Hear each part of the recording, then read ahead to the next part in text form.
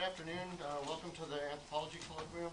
I'm pleased that we have with us today James Kari to share results from work with Robert Charley on an Alaskan place names project that has the involvement of much of the community around Fairbanks. This work was aided in part by Alaska EPSCoR and involves intellectual support from the Tanana Chiefs Conference, from the Alaska Native Language Center, and from anthropology. Robert Charley, who is double booked and not able to be here today, is an Athabascan elder and chief affiliated with the UAF Geophysical Institute. He's founder of the Cultural Heritage and Education Institute, working with Athabascan peoples to preserve and teach Athabascan language and culture. James Kari is Professor Emeritus with the Alaska Native Language Center at UAF, who has worked with many Athabascan languages of Alaska. He's also a great facilitator of linguistic research, worked to organize the 2008 Dene Yenissean Symposium, published in APUA 2010, and also organizing the upcoming Dene Yenissean workshop to be held here in Fairbanks Saturday, March 24th.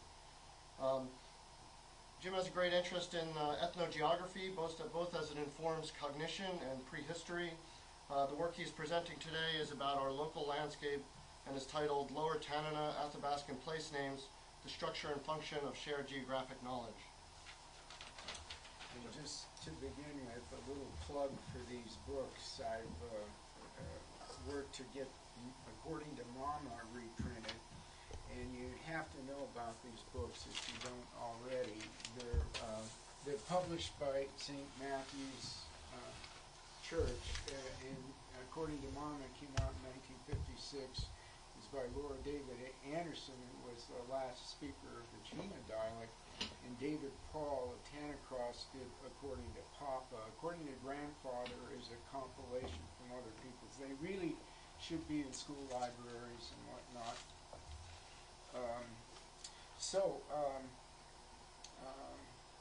We have, for the first time, lists and maps going together, and believe me, it's not easy to do this. This is the first time a full inventory for a single Alaskan language has been mapped and listed and presented on lists, and is then updatable and correctable. Never been done for any Alaskan native language. So this is the north map. Rampart is here, Fairbanks is around here, the Tanana cuts off here just below the Tolovana. This is an inset to the north map, so this is actually Minto Flats. Here's New Minto, here's Old Minto. A tremendously interesting geographic inventory because lots of contributors over the years, going back 40 or more years, and some really detailed major contributors like Peter John went through this intensively, and it's been carried along. We'll go back with some slides and so on, and when we just try to take some time to look at the maps, or maybe to look with the numbered list if you want to pick out a number. This is the south map, and so it cuts off here at the mouth of the Chena, and this is Moose Creek area on the Kantishna River. This is east of Lake Minchumina a bit. And of course we have more names going this way, but this is a complete mapping as best we can fitting on these projections. There's other names that are extraterritorial that go off these projections. This corpus could be analyzed in any number of ways. I haven't seen much real analysis of this type of stuff.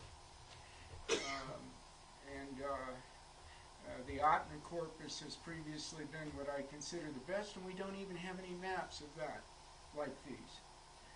There's a pretty good Dena'ina corpus that's mapped for Lake Clark and Lake Iliamna and Lime Village. It's beautiful maps, and I can't figure out how to update the database. There's always something going wrong with this stuff. And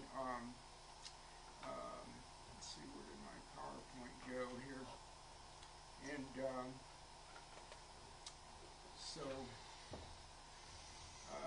is that visible enough, or because it's apparently when you turn out these lights, it's pretty dark, but we prefer that. And this is, even just today, this report was printed out for the first time, and I was messing with it yesterday and tomorrow morning, or this morning, and there's no introduction to it or anything, but this is getting to the point where it's circulatable or reviewable, and I can tell you some interesting things that have happened just since we've had the previous. There's been about, 3 printings of maps before this, and let me point out, Brett Parks is here and Gary Houghton is here, and they've been doing the mapping task here, and we want them to say something. This is a decent map of the Lower Tanana, especially offset with Middle Tanana, which is clearly a different language, and it begins at Moose Creek Bluff and goes to the Good Pasture River. Lower Tanana, as defined and presented in this list of names, includes the whole Toklat dialect. There's interesting ways of marking a western boundary for the Toklat dialect, because it's you just make it intermediate with the next village that would have radiated out with names there, and that's over here at Birch Creek. So Birch Creek could be, a village would be considered Koyukon, but Toklat would be considered the Toklat dialect of Lower Tanana. So Athabascan languages are the largest native language family in North America in territory, and when I've made approximate tallies, it's 1.4 million square miles, with Tlingit and Eyak as not innate languages, but really just being, that's above the 1.4 million. The Eyak is very tiny. And this shirt is available down the hill at Nomadic Stars. This is a t-shirt designer. You know, there are 52 names on there, and they're all legible. So I use this graphic, and I'll show it again. And this particular article is the one I have that's most compact. And if you're interested in this stuff, you should read this article, because I go through the Atna in all sorts of ways, in analyzing the structure of the names, the semantics, the distribution, the use of directionals. A few things, the types of things I'll touch on briefly here, but that article would get you somewhere if you're interested in this subject. Now, this 4-point graphic is, to me, really boils down how a 10 or 12-year-old starts to learn this, and could even learn it today, for that matter. These names have regular patterns of content. They are visible signs. They're almost always meaningful. If you know the language, that place name is informing you. The structure of the name classifies the environment, and it's tremendously fine-tuned for what they like to classify. Those are the generic terms, the geographic terms, and I'll show you an inventory. Name distribution, this would be a good area for someone to study, like to compare Atna place names with Minto Flats. They're very different, and the Atna are very spread out more, and there's no navigable waterways in almost the entire Atna language area, unless you talk about Crosswing Lake and Ewan Lake and Tyone Lake and around there. That's it for navigability there and for use of birch bark canoes. And their name distribution is more spread out. And what we like with the Lower Tanana is how it's really showing a typical wetlands flats with lots of canoe travel being possible. And then name networks is what I mean is when these sets of names start to be integrated with multilingual naming, because the cardinal principle and the key point in the antiquity of the Athabascan name system is this: shared names, shared geographic features have common names across language boundaries.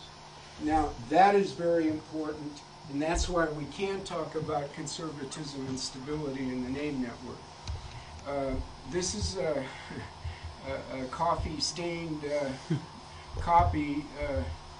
It was from the ANLC library, but this goes back to 1980. It was the first publication on Ottoman names. Elizabeth Andrews and Chad Thompson and Peter John did it. And this copy in particular is available as a PDF, and all my markup, I use this more or less as an extensive markup and field notebook from 1980 and on. And of course, with name study, hi Pete, you want to consolidate all names. You don't want to lose a name. You want to do the best you can in locating names. Some of our speakers are partially blind, or they can't read maps. Some can read maps. Some can read maps, but they don't know that area that well. They only have a vestigial memory. They've heard the names. Some of this stuff even counts. The last time I saw Peter John was on his 100th birthday, and I determined the name of the South Fork of the Chena River, and I could tell by the way he moved his arm that that was the South Fork of the Chena River. He was literally on his deathbed.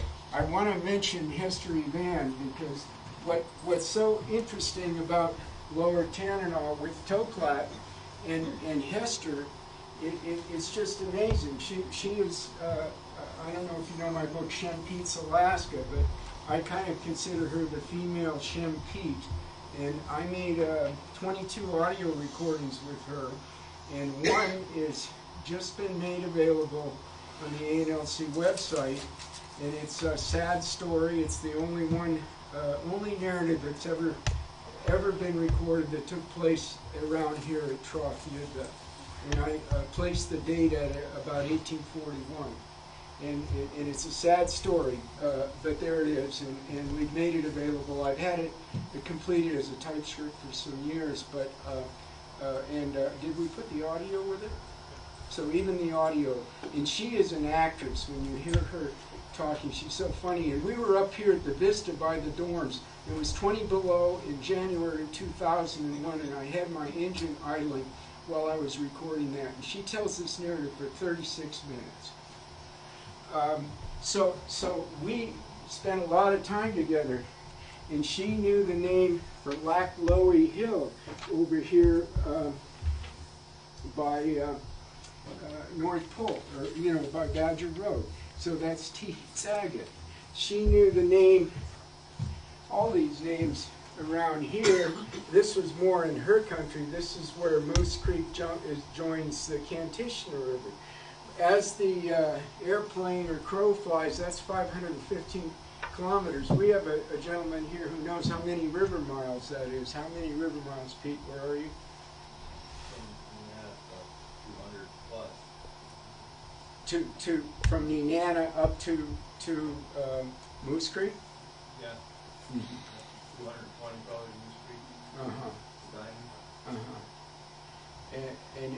But from North Pole. From North Pole, another 80. Okay, and that's more or less how she would have navigated or known those areas.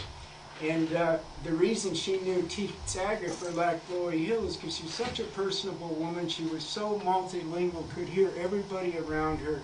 She loved to talk. She was a raconteur. She knew the names going down to Cantwell. She knew the names up into the Yukon River in the Rapids area. And she's the one, thanks to her, we have a name for Bentley Island here in downtown Fairbanks, because she remembered it from Laura Anderson. And that's the type of thing you find if you're going to do this work. People do remember things that are outside of their language areas. Now, these are some bullet points I typically use. I juggle them around a bit. This one I've had out there for 10 or more years, and I haven't heard any real discussion of it, but there is a distinction between fiction and nonfiction in Athabascan. And the geography is not tremendously integrated with mythology and phantasmagoric events and mountains, of people turning to stone in mountains. And Yupik mythology and geography is intertwined like that, and in many indigenous cultures in the world that's a big deal. But there's a functionality that's prominent in the Athabascan names. You can't escape the fact that the names are there for reasons and for navigation. So maybe we'll talk about that sometime. But we're going to be talking about the rule-driven features that facilitate memorization. This point is really obvious when you see sets of names. In the sign plus the generic system is an interesting classification of the landscape. The generic system can be carved out and put out on tables, and those are things that you can memorize or study too. And there's a riverine orientation in a 9-point directional system that works.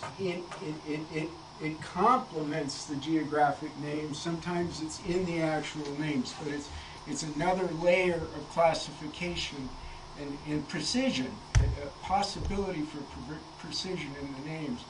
The names and name networks go across the language boundaries, and his spouse, a guy from Gokana, marries into Northway.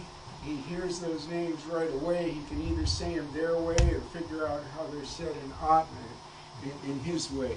And there are little tweaks and differences about their geography too. There are regional hydronym markers. I've written about this back in the 90s that indicate, I call them hydronymic districts. They have great antiquity to them. They predate language boundaries.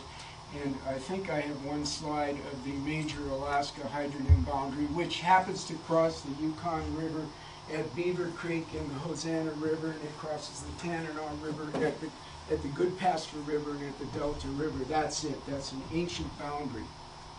That's the east boundary, across the Tanana and the Yukon. Everything that we know about eliciting names from people is they really want to do their best, and they're not going to throw a guess out there on the name of a creek if they don't know it.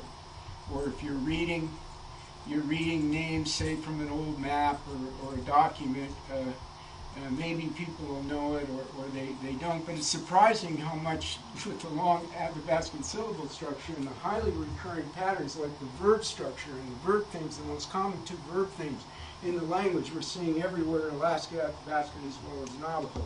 I looked at the list of the Navajo chapter houses, and there's 117 chapter houses, and they're all different Navajo names. No particular rhyme or reason why they call them that way. And 15% of the Navajo names had two verb themes: linear object extends and current flows. That's just what you get up here.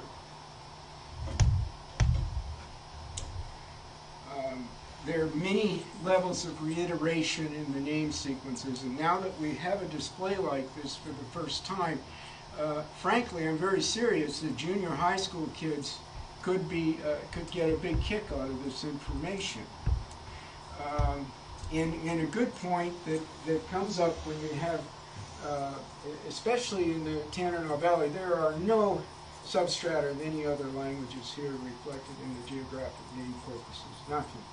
One lone word, dingy, it turns up in the name for livelihood, where they hunt for gold, from the Russian word for money, but no substratum of some other, just all these, some of these names are opaque and not 100% analyzable, but canonically they look Athabascan anyway. I could tell you some of those. There's some stems in the place name corpus that occur nowhere else. Like there's a hill by New Nana that is tsus that, tsus that. Tsus doesn't occur anywhere else as a syllable, and that could be mouth, but it's not possessed, and it's also that is an amulet, a dream amulet. And the name for Teklanika River has that Tachavanika, which seems, Tate thought it meant amulet water.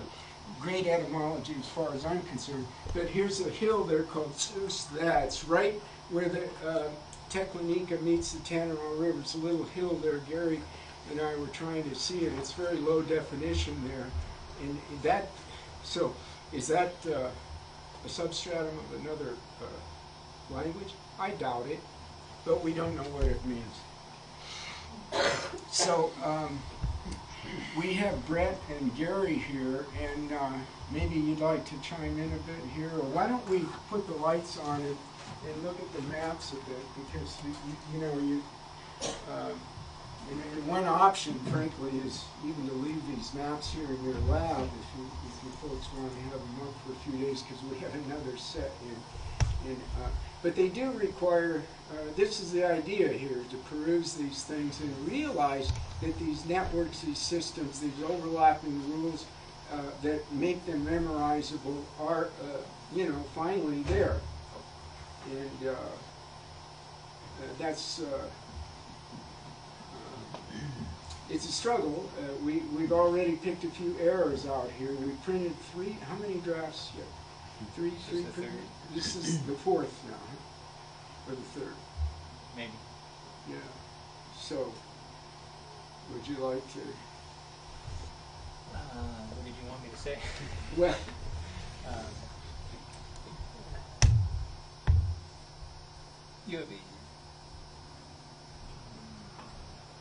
yeah, I'm not sure. Maybe at the end we could just, Yeah. if people had questions about Yeah, some of the methodology, yeah. we could, I guess there's really two issues that come up in the mapping, two major issues. One is that the structure forces you to be very precise, and sometimes that can be difficult, right? That we're actually trying to impose some level of precision. And then the other one is the one that Jim mentioned. We're dealing with multiple languages, so you have to deal with what happens at these boundaries, and how do you go about mapping those, and what sort of database structure do you use, and when do you decide that two names are the same versus two names are cognate names in two different languages. So. yeah, we have a multilingual capacity here, and the Toklat dialect takes over. Quite often I'm putting a T after them to say Toklat. And they're obviously, they've got this Koyukon look to them, but I've adapted the Toklat spelling to be like the Lower Tanana spelling for this, so that there's a 5-vowel system with single vowels, and double vowels.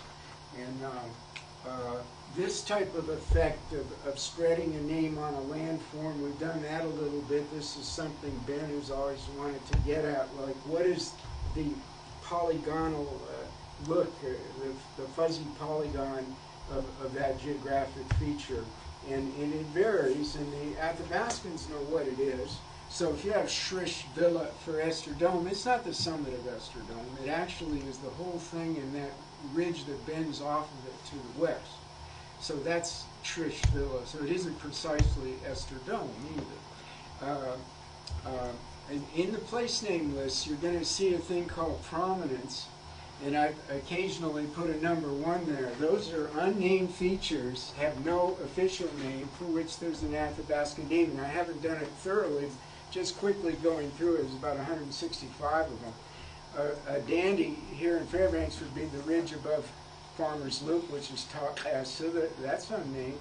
And the ridge, the long ridge you drive over as you approach Nanana is Tili, that's unnamed.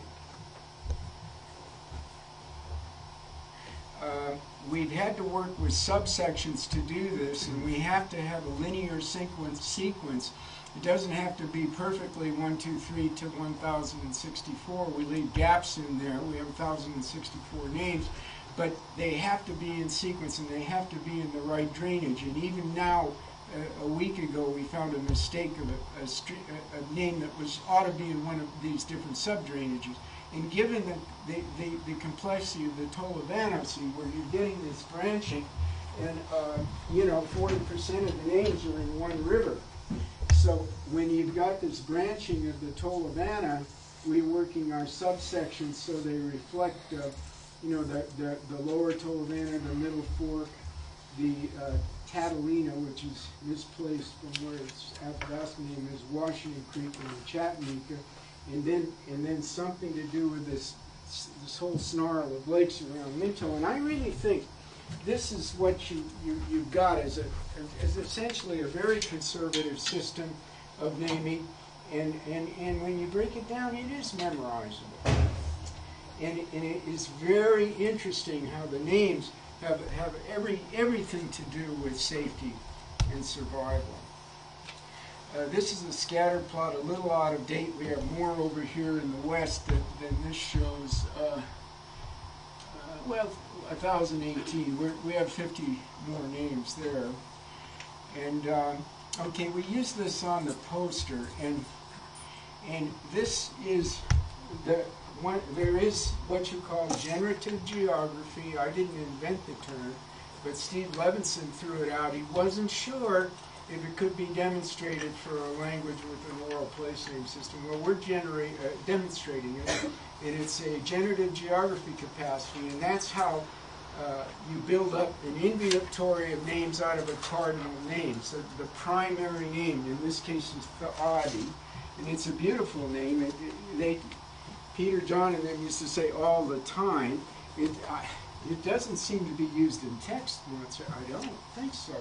And I have an idea that it's related to the directional root, which means outside or off in a distance, but it does seem to mean perpetually. And so here's 8 names.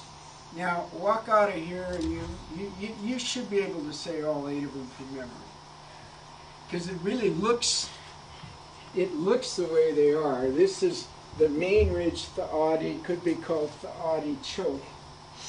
And then Tha'adi Sitla is the spur down there. And Tha'adi Na is the stream that goes down there below this ridge. And that goes on up. This is a section of the Catalina River. In the mouth of that is Tha'adi Da Chagat. Now the river mouths are very important. And if you were, this is the Lower Chattanooga River. So if you're thinking of the Lower Chattanooga as having intersections, it's where the Da Chagat is. So all this stuff is informative. And then you have the Lake District, which is Tha'adi Mina, and then you have the middle one, which is Ch'tanidra de Tha'adi Mina, and then you have Ch'tanidi Tha'adi Mina, which is the upstream lake. They're totally logical. All you really need to know is Tha'adi, and then these rules for generating the names. This is a nice set of 8 names. You could practice saying them. You could, Joe does a lot of practice with Gwich'in. You can learn a complicated, it isn't that complicated. It's a tremendous mnemonic to have a cardinal name and all the names around it being fit in a completely logical way. The frame is very simple, directional, the sign, the main name, the adjective, which would precede a generic if it's followed it. There's a couple of other frames that are variations on this, but this is a good one. In a long place name list like Otna, 25 to 30% of the names are generated from cardinal names. Now, we haven't worked that out for Lower Tanana. I hope somebody gets interested in this. I haven't seen any real research come out of UAF on an existing name system. And this is anthropology, it's linguistics, geography, and the combination thereof is pretty unique. Now here you see the displays of the most high frequency things. Now verbal derivations, I believe in 2,200 names, I think 30% or so were verbal derivations. And from what I heard about Tlingit place names is they don't have any verbal derivations in their names. And from what I've heard about Yeniseian, they don't have verbal derivations in their place names. This is going to be an interesting topic. Ed Vida will be here, and one of the topics on the program is about geographic names, potential investigations of geographic names in Yeniseian and Nodine. So these are the verbal derivations, and then these are the ones that are really cool. Every one of these would be reconstructible to Proto-Athabascan, except for maybe this one too. But it's complicated, it's not as common. Maybe you could say Anabranch doesn't go back to Proto-Athabascan, but this is a good language. The word for Anabranch is new upland, island upland. So it's not a slough, but a big open sweep behind an island, and a true anabranch, and I only recently kind of figured out, I only learned what an anabranch was fairly recently. But all these roots here, whether it's riverbank or ridge or hill, are Proto-Athabascan roots. Continuing here on your man-made features and aerial nouns and directionals, is there any way to get a water or a cup of water or a bottle of water around here or something? I should have gotten one. And please, let me stop for questions. These two slides alone have tons of stuff to talk about. There's your landforms, your water features, man-made or man-utilized, common aerial nouns, which often modify places. Often you'll get these a noun plus tah, sith tah beneath the ridge, or these are high frequency. And then the riverine directionals, which you've seen me mention a couple of times, and I'm going to point out a few. Let's go to the wall maps and talk a bit about how riverine directionals make. They do a lot for you. I'm sorry Robert's not here, but he can point out how the current is in opposite directions. Let's see, this current is this way, this current is this way, this current is this way, this current is this way, this current is this way, and they would all be navigable in moderately high water, so they're opposite currents.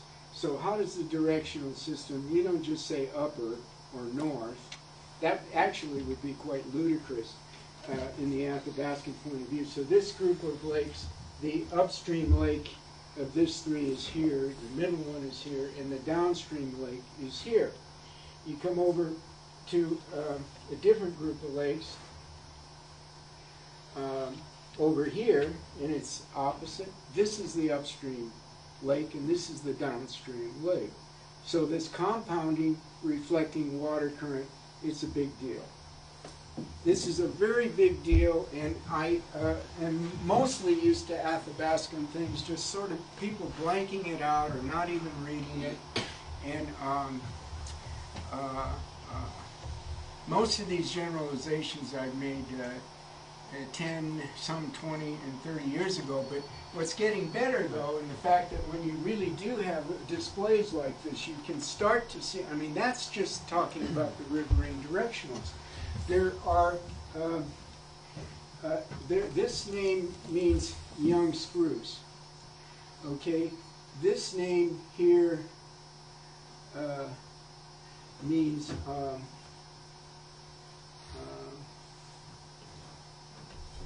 young cottonwood, and these are ridges. The young cottonwood one, the young spruce one. This one is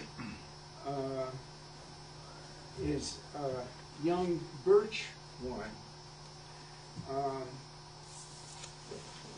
If we had a highlighter, I could do it. I hate to start marking those up like that, but there's 5 vegetation-based place names that are all pointing in the northeast, and they're all in the uplands that you can walk on. Now, is that trivial? Is that a coincidence? Is that important? I think it's important. That's what there aren't too many examples of these. We call it an ensemble, a name ensemble, where there's some theme. And apparently, Tom Thornton, who's done very good work with the Tlingit geography, he sometimes sees a set of names. It's like a set of furniture that's coordinated. There are interesting duplications, like this one tree hutani means it's like a canoe, and it's over here. And then there's another tree hutani somewhere up in here. Take my word for it. And And there's others that seem trivial, like Beaver Lodge and Swan Lake and Canoe Trail and Canoe Trail and Canoe Trail, and then you have to say upstream Canoe Trail and downstream Canoe Trail, or upriver Cranberry, Lowbush Cranberry Trail and downriver Lowbush Cranberry Trail, but they are all informative in some way or other. Any questions?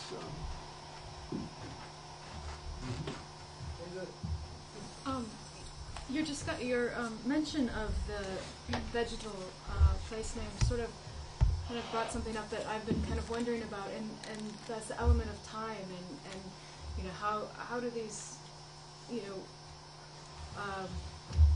if you're talking about young birch or spruce, whatever it is, certainly that's going to change. And or what if they had a fire? Yeah, if there was a fire, or so I wonder if in this research, I don't think the names have changed, but I do think something like this reflects a founding fathers, founding naming effect that they were given in a group.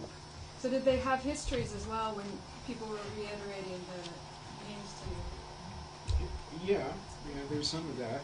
I don't mean to dismiss it, and Keith Basso, who has sold a lot of copies of one book, he's good at writing anecdotes about places, and that's folklore, and that's great. I love it.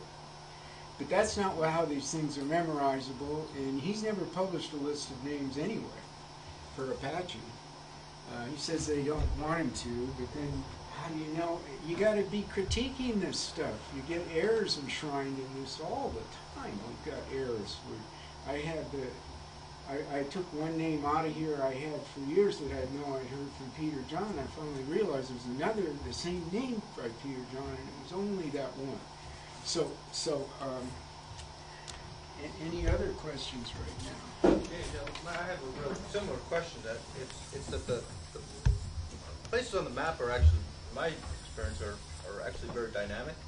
And I mean, I've been to places that you expect them to be there, even on a modern map, and they're gone. The rivers changed course, and lakes are gone. I mean, they've been eaten up by the new course of the river. And Yeah. I was wondering how that. Well, say a river mouth, who knows how it's changed over 1,000 years, and maybe there's a village on one side and it's washed out, and then the village may be on the other side. The river mouth would have the same name. And so the name system is flexible enough, and there's a low density principle that is mostly telling you like the names of these major tributaries, in particular the ones that are accessible, or a simple point in the Copper River geography. You know, when you're at Golcana, you're on either the upland side of the Copper River or on the other side of the Copper River. On the Mount Sanford, Mount Wrangell side of the Copper River, there's a bunch of little lakes. They don't name those things. And so there are principles of non-naming too. And but in terms of geological change, basically this works without us knowing exactly. And that's why the inventory and the listing of names is so important from someone like Hester, because we may be guessing at where they're at. That's okay. She named these, and she put them in an order too. She put them in an order, and she was consistent on that order. And here is dear Hester's hand-drawn map from 1993. And I was tape recording her while she was doing this too. And this is up on the upper Kantishna River.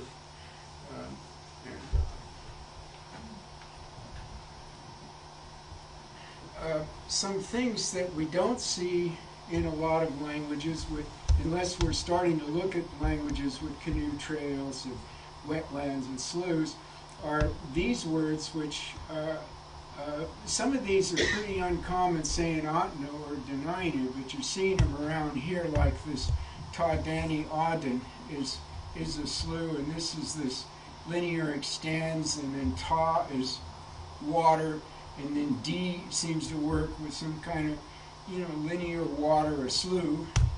And then you'll get some variation on this one, like Fla Ta Dath Ta, And so that's actually a variation of this. That's a derivation, another derivation of this, but you see the D and the ta, and the ta is actually a consonant in front of an ah. And so they're working this thing of sloughs with this theme. This is what you call a verb theme here. And that's this verb theme there.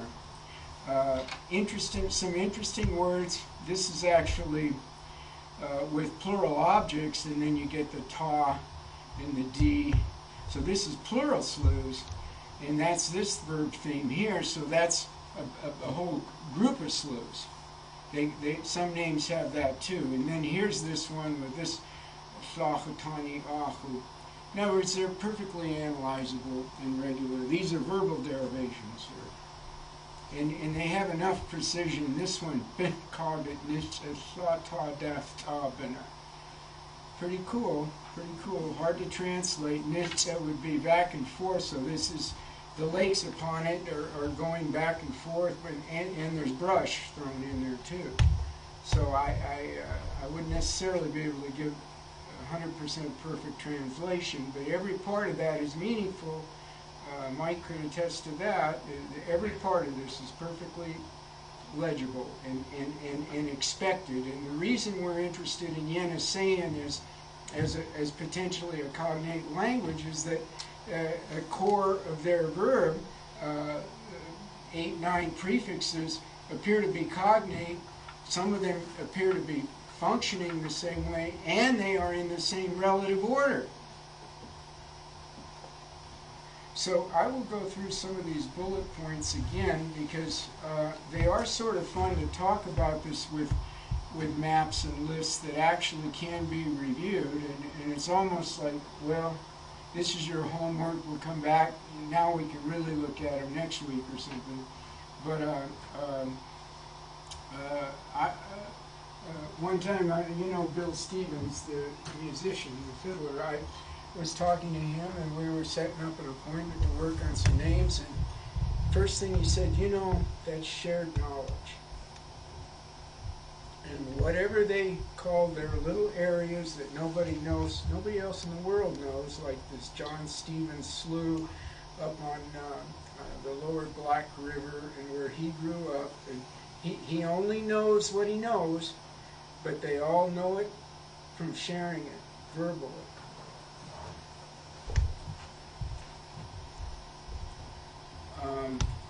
Again, this point, when you see as many names as you do, and you say add a district like the Kantishna and start comparing it with the Tolovana, the geography is quite different, of course, but you're seeing all these rules and principles applying even as you shift into the Toklat dialect. There is no there's no substrata of some other unknown language here.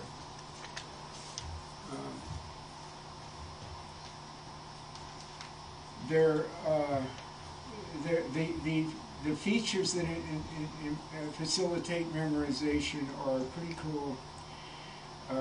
You have this sign and generic system that classifies the landscape. This is a big deal. When you get these different layerings of these mnemonic devices, like the riverine directional, some place name ensembles, primary and secondary hydronyms. There's 252 with not and 11 with Nika. And you of course, you know some of those names like Chattanooga, but Goldstream is one of them. It's Dodley Nika. Chattanooga is Dradley Nika. There's a Sam George Creek down there. There's Dalby Nika. That means Gosling River. Why do some of these ones have Nika in them? Just some of them. Lower Goldstream is Taltho and Nika. Then you get over to the other side by the Nanana River side. Tekla Nika is Tachavan Nika. And this Total Nika is Tutatl Nika. And there. But why just 11? Any ideas?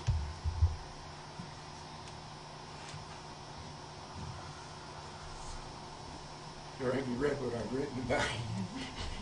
Anybody? No.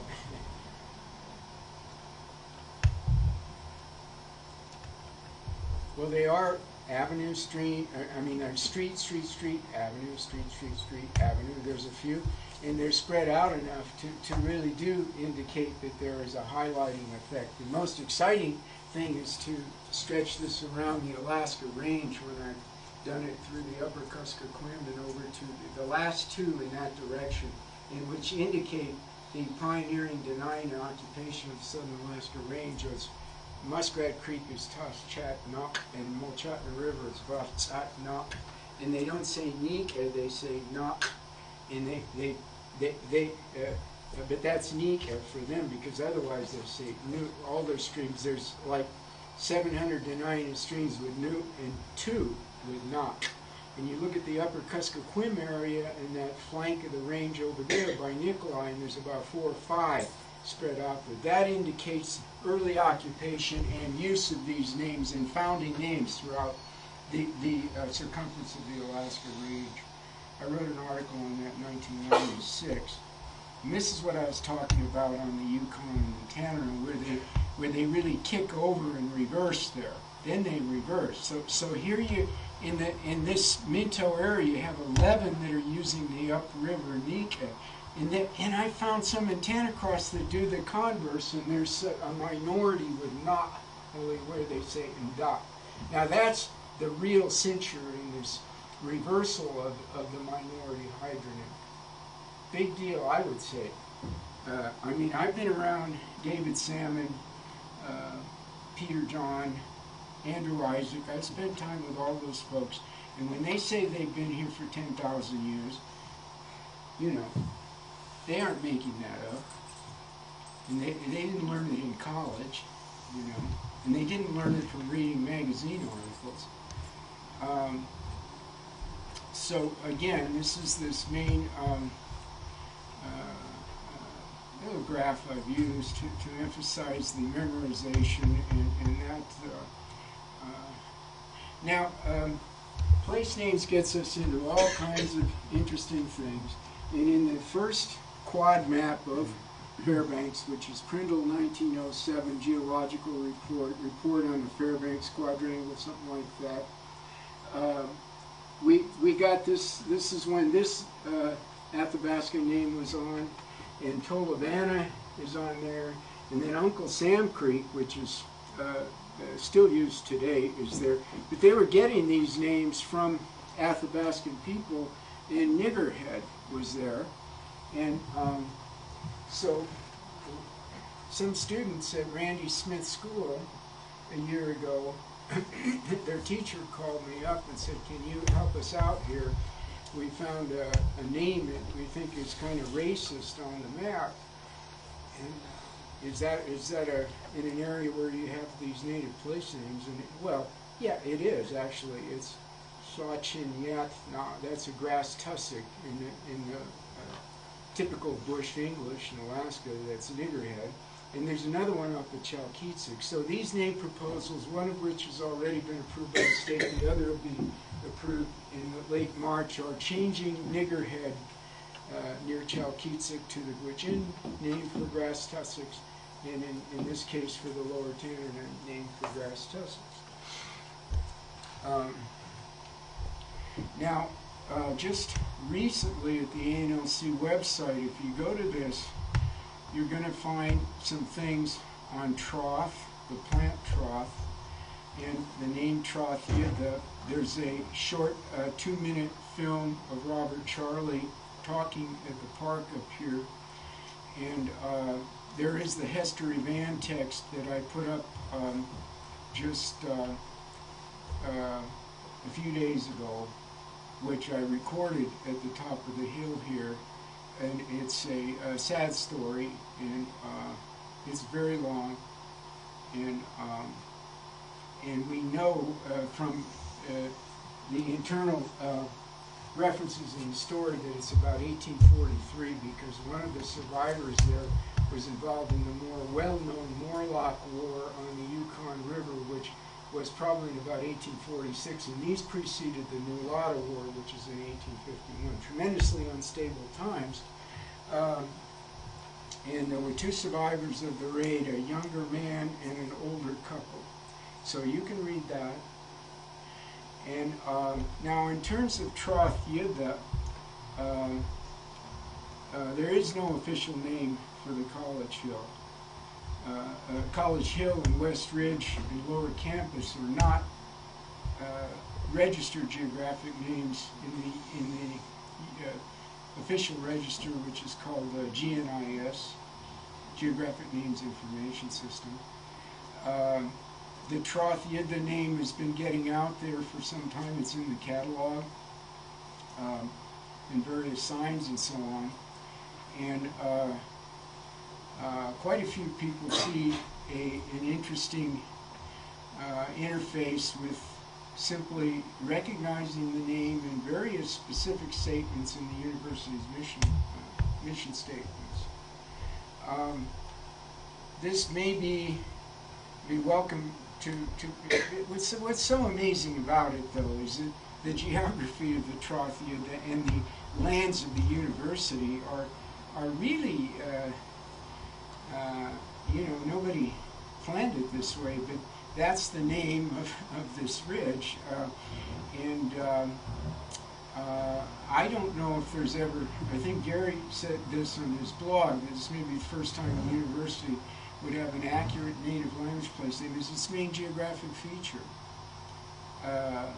Maybe not. Maybe there's some other one, but that's the way it appears. Now, you know this, okay? And I will conclude with this. And there's one more name with Troth that's probably south of this. But this area on this side of Rice Road is the Troth lowlands. So just like the Audi, you can memorize these based upon the lay of the land. And you should be trying to do that. So Troth is the cardinal name.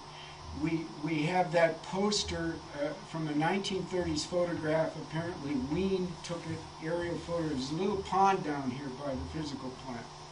So I think that was Troth Yidda Buna on the south side. That Roger Powers used to talk about that probably being the drinking water site for the campus site. And then this little swale that goes down across the railroad tracks is probably Troth Yidda Not. That is the campus site area, and that name was obtained from Peter John as well as Bessie Barnabas. And then these, Matthew Titus and I, and Mike was overlapping with us there too, but he was calling this Smith Lake and Belaine Lake, and those fit with the directional system. So it isn't just that there is a ridge with a name, it also is the cardinal name in a set of names, as is so typical.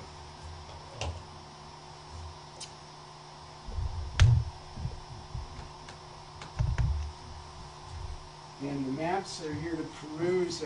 Pete here, he loves to. He's a river rat. He goes up to Bear Paw in a boat and in snow machine.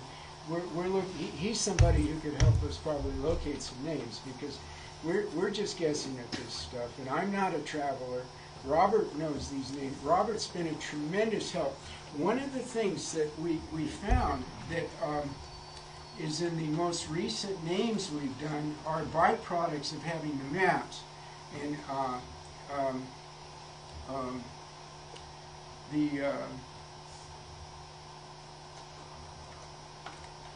and when we had this table and we sequence this, what do you call it, this auto numbering, and you go to the end, you see the last ones that we've done.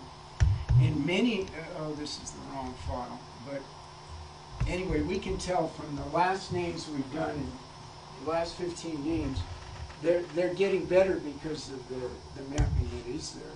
To give you an example, in this lake district, then we had these lakes that had no names on them. So this is a Spider Lake here. Well, over here is the downstream Spider Lake. This is the Pike Lake here, and then there's 3 lakes north of that, and Chilkaya, Don Minute, the upland Pike Lakes. Perfect, see? So he's building, he's using these generative principles to add some names, and it's really quite interesting that the last 15 names have all been, and we haven't really gone over these. Also, this notion of trails is quite interesting, and he just added this trail the other day because it wasn't on here. Well, shoot, we haven't even done that. Another thing that Gary has done, which is very interesting, is he scanned 10 or so different types of maps that Robert Drozda and me and others have done, in the maps in the original booklet, and we can juxtapose those and see inconsistencies in locations, or try and do the best we can with locations. Peter John was reading those maps and locating them, but then again, he would have his Klein of what he knew better, and then what you know he wouldn't know as well. But it's very interesting that the additions here represent things that we couldn't have done unless we'd already gotten it this far. We have a couple minutes for questions. I was wondering about the grammatical structure of the different names. Is it pretty much consistent with the rest of the grammar of these languages when the names have been constructed?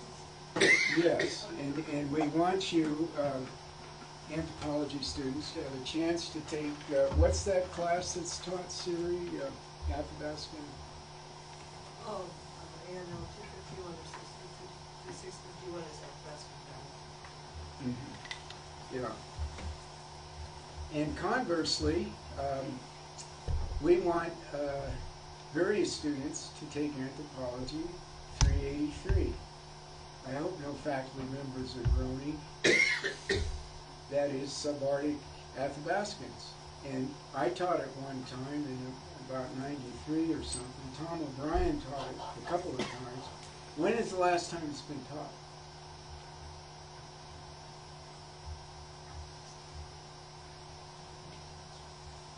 Well, it's long overdue.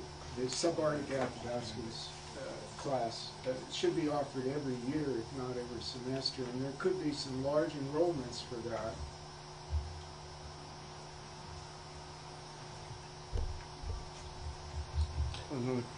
Yeah, slightly different. I'm just curious, what maps did you use?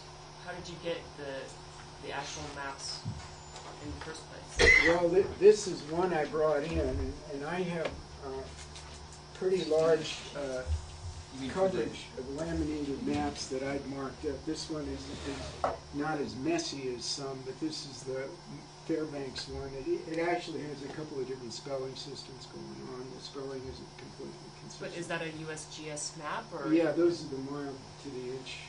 So we started with maps kind of like this one, but larger, that had been marked up by hand, and scanned those, and registered those, and worked off of that. So they still have the USGS names on them? I haven't looked. Oh, So yeah. these, and then to create the printed maps, we just used Brett-generated contours, and we used the hydrography data from the state. And turned off the USGS. So we're not using map. any of the underlying USGS maps. Are you going to make these maps available, or is that the final product? Or? Yeah, well, you know, what is this? It's sort of like a bibliography in the way that as soon as you do it, a year later, it's out of date. So it's best to think of place name publications as a serial, and so this is 1.0 of the maps and the report, and you know I'm looking forward to presenting this in Minto. And Ray, I'd be interested in your thoughts on this too. But there's nothing said right now about how many to print or anything. A print-on-demand concept though, and the maps are running less than $5 a map. But I should say also we'll make the GIS files available as well, and that has both the place name, the alternate names, the literal meaning, and the denotation, the English name.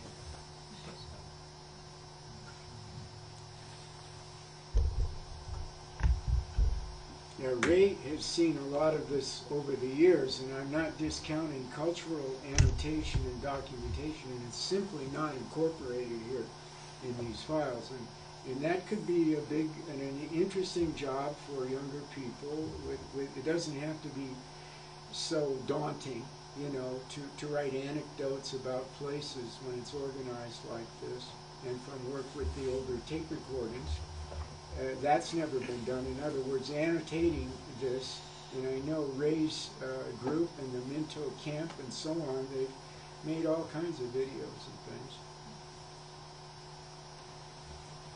Easy these days to take a map once you have all that information and digitize it so that you could use it in school or any place.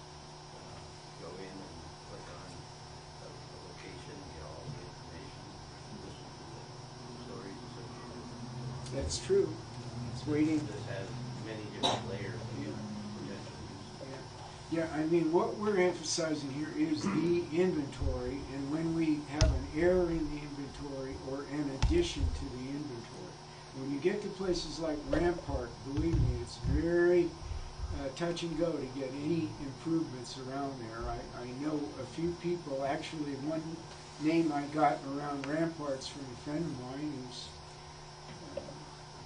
maybe she's younger than me, but she certainly knew that name around Rampart. And that's what their corporation is called, Banal Yilcon, and she knew right where it was. So there are things, and people who are handy and out there with boats and stuff. Randy Mayo, for example, he's named off a few things in the Yukon area where it's quite depleted in place names that we may get some more. And it's fun. Believe you me, when you recover these and get them more or less fit in there, it's very rewarding. In fact, I've often said that my idea of a religious experience is finding another place name. Well, with that, I want to say we're out of time. I want to thank Jim and thank everybody here for coming.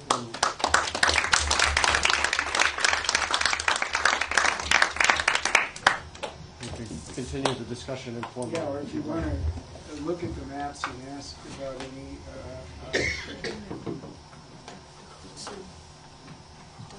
try and pinpoint a few places you know, like you'd want to see that partition. So I'm voting if I don't use that.